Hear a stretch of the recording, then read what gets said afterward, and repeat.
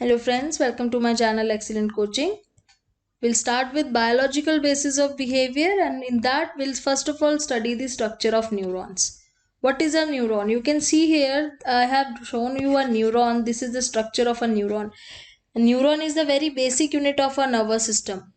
These neurons are specialized in receiving the signals and converting our sensory signals into electrical signals.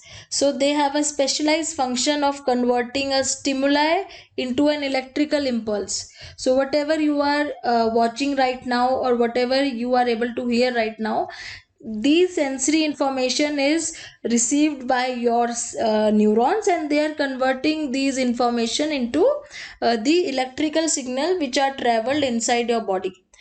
So they are specialized in reception, conduction and transmission of information. We'll further talk about the function later. Let us discuss the structure first. Here you can see this part of the neuron is known as the dendrites. They are the receiving ends. They receive the information. They are all attached to the body of the neuron, which is also called soma. A soma has a nucleus also, which contains the genetic material. Then comes the longest part. It is like this wire from where your electrical impulses are traveling. This wire like thing is called axon. Axon, very important. Axon. Okay. Axon is covered with myelinated sheath. So these coverings are known as myelinated sheath. Then comes the ending part of the neuron, which is called the axon terminals. So whenever you are receiving any input in the form of sensory signals, it is received at the dendrites, it's travel along the axon, and it exits from the axon terminals. This is the structure you have to remember. It is very important for you to learn the parts of the neurons. So let's talk further about their function. Neurons are the basic unit of nervous system. It converts means it transducts. So this is the technical word for converts. It converts various forms of stimuli. What are stimuli? Images that you see, sound that you hear, pain that you feel, hotness, coolness, motion, taste, smell. These are your sensory signals which are converted into electrical signals, though they are also called electrochemical signals. So signals which are traveling from one end of the neuron to the other end are called electrochemical signals. Understood? Now this one is very important for you to understand. Suppose this is your muscle and somebody has pinched you. Somebody has pinched you. Let me take another color of pen. Okay, somebody has pinched you. You are feeling the pain, but how are you feeling the pain?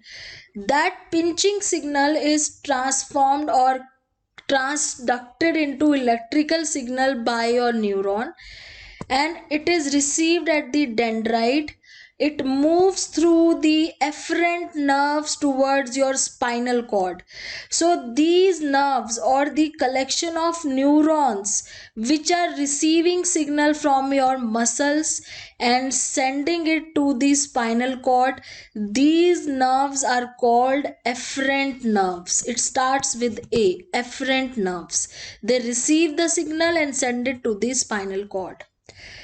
After that, whatever signal that comes back from your brain or your spinal cord, it is carried by the efferent nerves towards your muscles.